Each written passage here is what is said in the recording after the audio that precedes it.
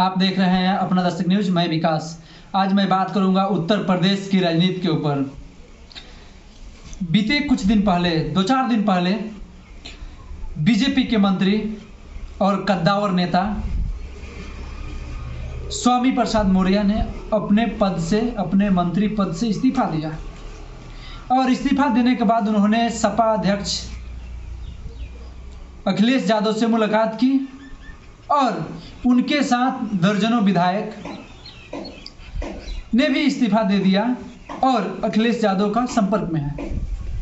ठीक एक दिन के बाद कोर्ट से वारंट आता है कि गिरफ्तार करो स्वामी प्रसाद मौर्य। उस वारंट को उन्होंने स्वागत किया है और इसके बहुत सारे मायने निकाले जा रहे हैं कि स्वामी प्रसाद मौर्य जब तक बीजेपी में थे तब तक वो ठीक थे और जब उन्होंने बीजेपी से इस्तीफा दिया, अपने पद से इस्तीफा दिया, पार्टी छोड़ी, ठीक उसके बाद उनके ऊपर कोर्ट से जो है कि आदेश जारी कर दिया जाता है, वारंट जारी कर दिया जाता है। तो इससे साफ साफ पता लगता है कि जो लोग क्यों न बलात्कारी हो, यदि वो बीजेपी में हो तो उसको कोई परेशानी होने वाला नहीं है, कोई दिक्कत नहीं होगा। लेकिन अब पार्टी छोड़िएगा तो आपको दिक्कत का सामना करना पड़ेगा, चाहे वो मीडिया हो। मीडिया का आप देख लीजिए रोल। एक जितिन प्रसाद हैं जो ब्राह्मण नेता है उत्तर प्रदेश का, उसका एक भी विधायक नहीं है, एक भी एमएलए नहीं है।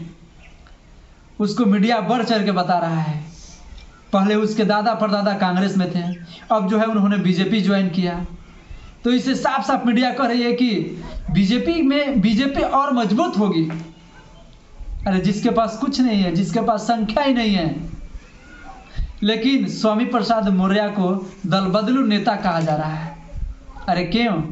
ये मीडिया जो है ना, ये मीडिया केवल उन्हीं लोगों का खबर चलाती है पक्ष में, अपने स्वजातीय के ऊपर।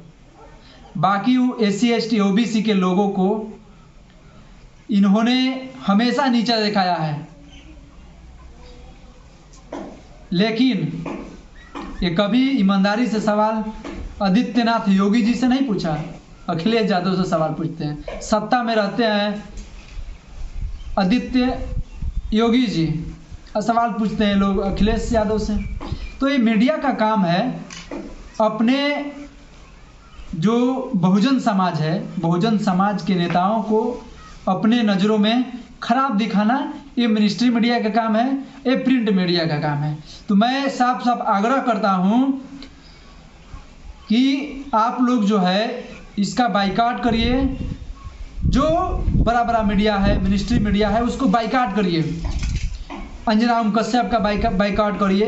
ये सारे जो है लोग हैं, ये आपके स्वामी प्रसाद मौर्य को दल बदलू नेता कहेंगे।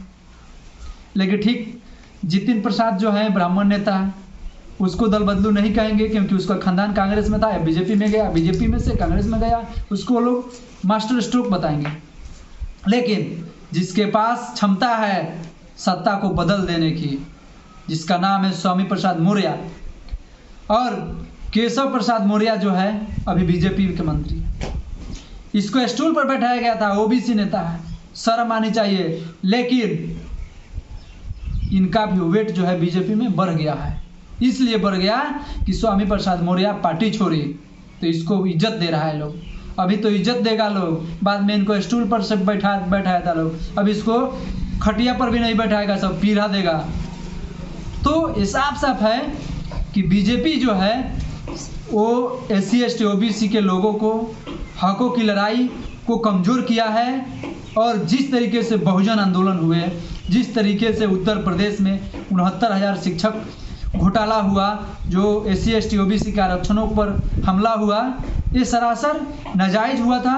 ठीक उसी का परिणाम है, उसी आंदोलन का परिणाम है कि OBC के बड़े बड़े नेता जो हैं अपने अपने पार्टियों में स्थान ले रहे हैं और इनकी मजबूरी है। तो बीजेपी के लोग आपको डराएंगे, धमकाएंगे, वो क्या चीज़ के बल पर? सुप्रीम कोर्ट के बलबूते पर। सुप्रीम कोर्ट में कौन बैठा हुआ है? वही लोग बैठे हुए हैं जो अपर कैटेगरी के हैं, अपर कास्ट के हैं। जिंदगी भर जो है जाति के नाम पर लोग शादियां करता है, विवाह करता है, और वो जज के कुर्सी पर 2-4 घंटा बैठ जाएगा तो ऐसा थोड़ी है कि जाति से ऊपर उठ के न्याय देगा, ऐसा कहीं नहीं है। वे जो है सरासर जो ओबीसी के नेताओं हैं, ओबीसी के जो शेड्यूल कास्ट के, शेड्यूल ट्राइब के बड़े बड़े लोग हैं, उनके खिलाफ जो है ये आदेश निकलवाएंगे, क्योंकि पॉलिटिकल पावर जो होती है सबसे बड़ी पावर है, वो मास्टर की होती है। उस मास्टर की से सारे ताले की खोली जा सकती है उस की से।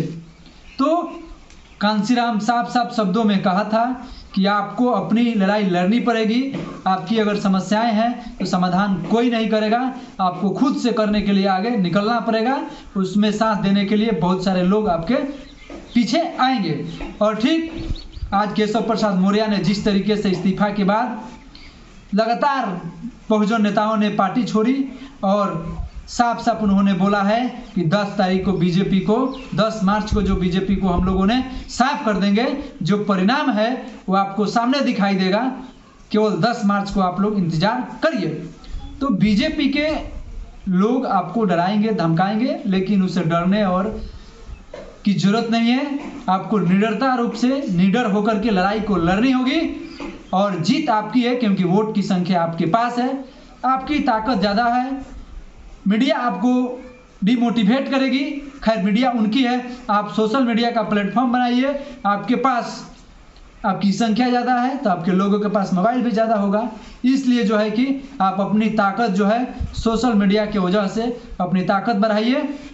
और बहुजन आंदोलन के जिस तरीके से सोशल मीडिया पर चल रहा है, जिस तरीके से लोगों को, कमज़ोर लोगों की आवाज़ को बुलंद किया जा रहा है, वो सराहनीय है, वो धन्यवाद के पात्र हैं जितने सोशल मीडिया चलाने वाले लोग हैं, क्योंकि ये जो मिनिस्ट्री मीडिया है केवल अपने ही नेताओं के, हमारे ही लोगों के नेताओं को, जो शेड्यूल कास्ट के हैं, शेड्यूल ट्राइब के हैं, ओबीसी के हैं, ये नेताओं को दिन रात बुराई करने में वो अपना समय लगाते हैं और अपने ही लोगों के अंदर जो है घृणा पैदा कर देते हैं, खास करके ओबीसी नेताओं को। तो इससे साफ साबित होता है कि जो बड़ा चैनल है वो हमारे और आपके हकों में नहीं है, क्योंकि वो मजलूम के साथ है नहीं, वो तो जालिमों का साथ देता है। बीजेपी जालिमों की पार्टी है, ये किसी मजलूमों की पार्टी नहीं है। मजलूमों की पार्टी सपा है, बसपा है और तमाम पार्टियां हैं, वो मजलूमों की पार्टी है। तो मजलूमों के हक में आवाज़ उठनी चाहिए।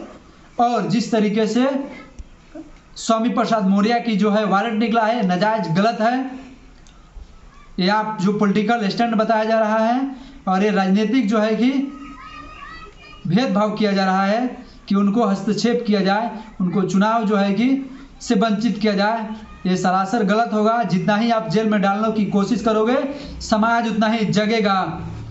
तो आप जगाने में मदद कर रहे हो, इसलिए आपको धन्यवाद मैं दे रहा हूँ। और जितने भी लोग वीडियो को सुन रहे हैं अपने लोगों तक पहुंचाइए ताकि सच्चाई को सामने लाया जा सके। आप देख रहे थे अपना दस्तक न्यूज, और अच्छा लगे तो लाइक करिए, सब्सक्राइब करिए और मेरे मैसेज को जन जन तक पहुंचाने का कार्य करिए। धन्यवाद।